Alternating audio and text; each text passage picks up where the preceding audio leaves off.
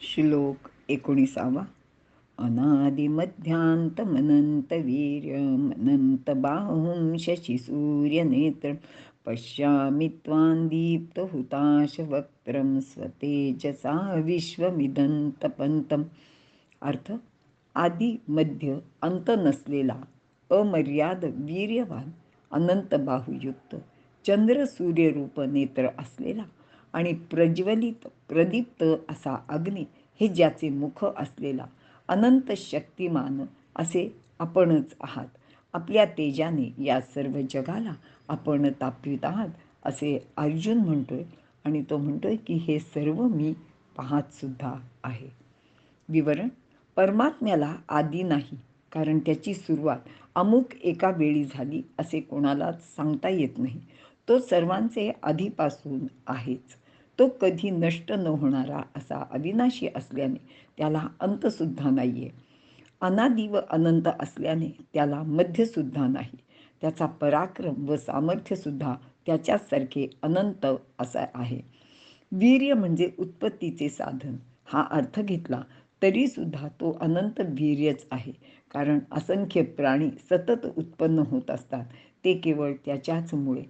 एकाच वेळी अनेक कार्ये तो सतत करीत आहे, म्हणूनच त्याला अनंत बाहू असे सुद्धा म्हटले आहे.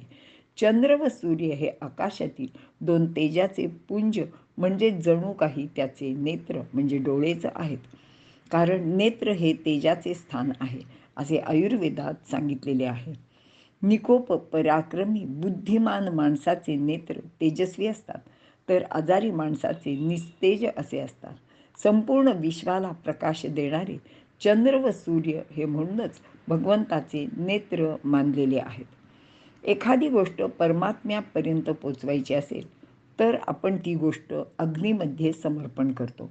अग्नीच्या क्रियेमुळे म्हणजेच ज्वलनामुळे बहुतेक सर्व पदार्थ विघटित होतात व ब्रह्मात मिसळून जातात. म्हणूनच वेदापासून अग्नीला फार महत्त्व दिलेले आहे. त्यातूनच होम हवन व यज्ञ या गोष्टीसुद्धा सुरू झाल्या. अग्नीला भगवंताचे मुख असे मानलेले आहे. या विश्वाला उष्णता देण्याचे कार्य परमात्माच करतो.